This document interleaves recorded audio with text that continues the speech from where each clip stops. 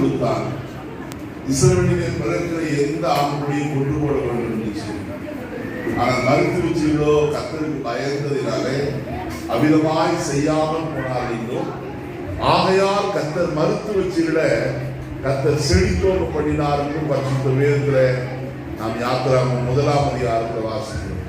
அவிதமாய் கர்த்தருக்கு பயந்து ஒரு சேவை செய்கிறோம்னாலே கர்த்தர்கள் எல்லாவற்றிலும் செழிக்கப்படும்படியாய் நாம் முதலாவது கை ஜெபிப்போம்.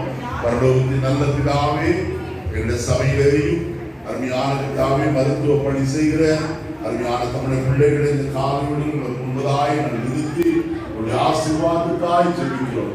இன்றைய உலகம் முழுவதும் இந்த செவிலிய தினத்தை கொண்டாடி வருகின்ற காலகட்டத்தில் நாங்கள் சபையாய் ஒருமித்து ஆசீர்வதிக்கிறோம். பணி சிறக்கத்தக்கதாய் நல்ல சுகம் பலன் ஆரோக்கியம் உண்டாயிருக்க